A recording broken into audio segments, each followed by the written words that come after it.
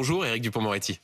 Bonjour Monsieur Duhamel. Alors on va bien sûr parler de vos chantiers, ils sont nombreux, justice civile, la prison, mais d'abord évidemment ce qu'on appelle l'affaire Palmade, ou du moins les grands principes qui l'entourent. Sa mise en détention provisoire a été décidée hier, il est sous écrou dans sa chambre d'hôpital. Alors bien sûr vous ne pouvez pas commenter une affaire en cours, pour des raisons évidemment de séparation des pouvoirs, mais ce matin il y a beaucoup de réactions de Français, d'auditeurs qui se demandent au fond si la justice traite de la même manière une célébrité ou un Français lambda, s'il n'y a pas en l'espèce une forme d'acharnement, de justice à deux vitesses. Qu'est-ce que vous pouvez répondre à ces Français? Bon, d'abord, rappelez ce que vous avez vous-même rappelé, le garde des Sceaux ne peut pas commenter une affaire en cours. Je pense qu'il y a tous les ingrédients dans cette affaire pour susciter au mieux de la curiosité et au pire une forme de voyeurisme. Plus on parle de cette affaire, et moins les conditions de sérénité sont requises. La justice, au fond, a dit ce qu'elle avait à dire. Moi, vous voyez, je voudrais vous faire une réflexion que je n'ai pas entendue. C'est qu'il y a une partie de nos concitoyens qui regardent cette affaire, les commentaires, puis qui sont pro-prison, et puis une autre partie de nos compatriotes qui disent non, il fallait pas. Qui pour certains sont étonnés de la sévérité de la décision de mise en détention provisoire. Et ce que j'en tire comme conclusion, c'est que rendre la justice est difficile. Que ça doit se faire dans la nuance, avec un certain nombre de principes, et que les solutions clés en main qui nous sont parfois vendues ne sont pas les bonnes solutions. Chaque affaire est une affaire individuelle. Ce qu'on appelle la personnalisation de la peine lorsque l'on est dans la phase de jugement, et c'est ce qu'on appelle l'appréciation souveraine des juges qui, eux, contrairement à beaucoup de commentateurs, connaissent le dossier. Mais vous voyez bien qu'il y a l'idée que la justice aurait agi sous la pression médiatique, sous la pression de l'opinion. Certains disent, des anciens de vos confrères, des avocats disent, mais cette décision de mise en détention provisoire, elle est d'une sévérité incroyable par rapport aux faits qui sont reprochés à Pierre Palmade. Est-ce que la justice, et là je parle bien au garde des Sceaux, elle a fonctionné normalement? Écoutez, il y a eu une décision, il y a eu des réquisitions du parquet qui n'ont pas été suivies. Le parquet a interjeté appel. La chambre de l'instruction a pris une autre décision que celle qui avait été initialement prise. Sur le plan procédural, les choses ont été parfaitement respectées. Ensuite, les commentaires sur la base, je le redis, d'un dossier que ceux qui commentent ne connaissent pas. C'est quand même incroyable le nombre d'experts autoproclamés que l'on voit défiler sur les plateaux de télévision, dont le vôtre d'ailleurs. Qui connaissent le droit, qui sont avocats, qui sont anciens magistrats. J'entends bien, mais c'est pas parce que vous êtes ancien magistrat ou avocat ou psychiatre que vous pouvez faire un diagnostic clinique de quelqu'un que vous n'avez pas rencontré, parler d'un dossier que par essence vous ne connaissez pas. Moi, je suis toujours très circonspect quand je vois des professionnels de la justice venir parler de dossiers qui ne sont pas les leurs. Voilà. Vous aimeriez qu'ils ne le fassent pas, une sorte de retenue si on ne connaît pas le dossier? Qu'il y ait un certain nombre d'annonces, évidemment. Pierre Palmade est un homme connu qui se retrouve impliqué dans une affaire qui est une affaire grave. Il y a des victimes auxquelles naturellement tout le monde pense. Il faut que la justice soit sévère, selon vous. C'est aussi le message que certains ont voulu envoyer. Parce que c'est paradoxal, on a aussi entendu, au tout début, avant la décision de la Chambre de l'instruction, c'est une personnalité donc il va être favorisé. Il y aura une justice différente parce qu'il est connu, parce qu'il est célèbre. Je pense que vous avez la démonstration du contraire. Donc la justice traite de la même manière selon que vous serez puissante ou misérable? Mais je pense que la justice traite de la même manière, oui, bien sûr. Je pense que vous en avez la preuve, là, ici, sur ce dossier-là en particulier. Mais ce que je veux redire, pardon, c'est que les situations vendues clé en main, le manichéisme, les choses sans nuance, tout ça... Donc il faut avoir de la nuance. Mais évidemment sur l'affaire Palmade aussi. Il faut avoir de la nuance, il faut connaître son dossier, il faut connaître les éléments de personnalité, avant d'une part de les commenter, mais surtout quand on juge, il faut être au rendez-vous de toutes ces obligations-là.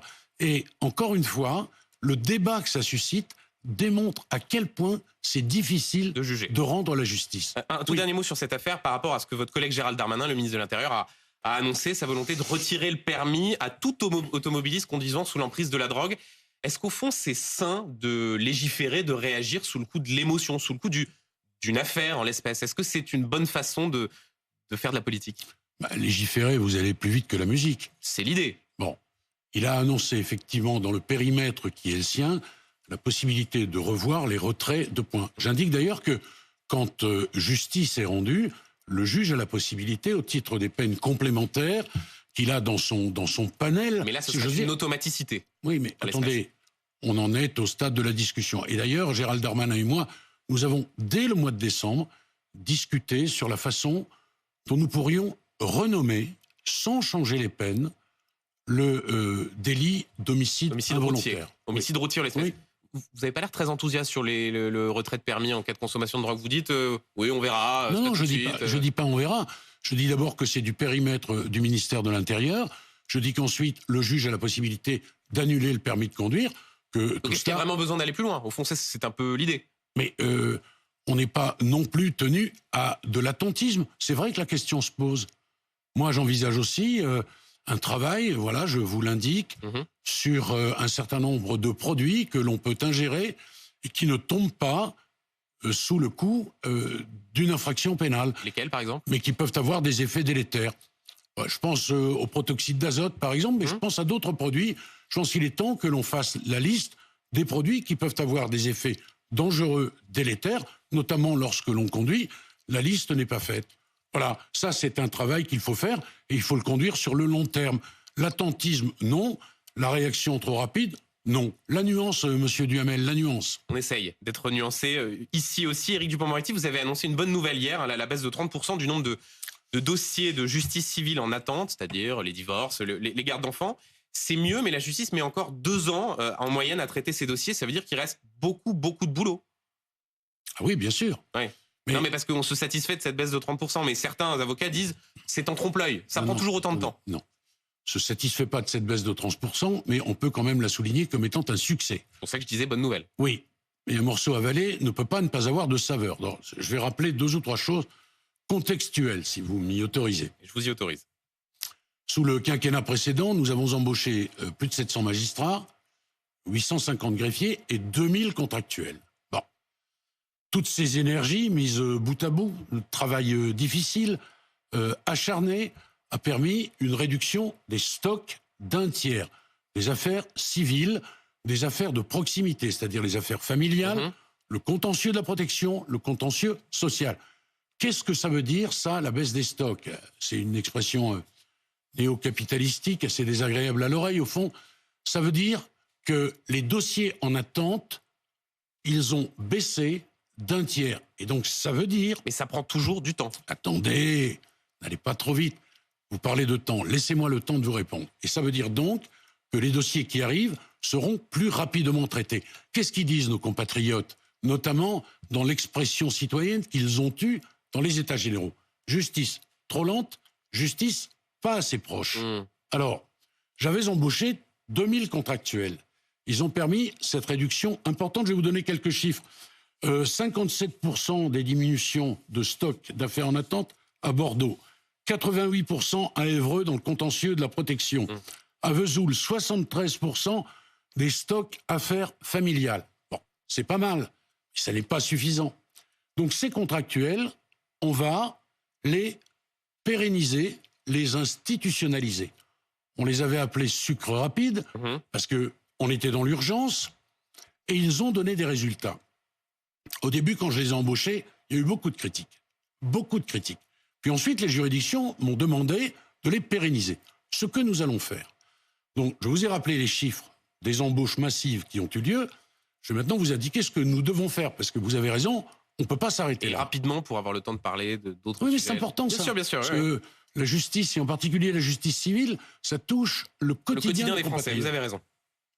1500 magistrats embauchés, 1500 greffiers embauchés, des contractuels à embaucher qui vont s'appeler maintenant des attachés de justice. Et hier, j'ai annoncé que nous avions embauché 300 de ces attachés de justice.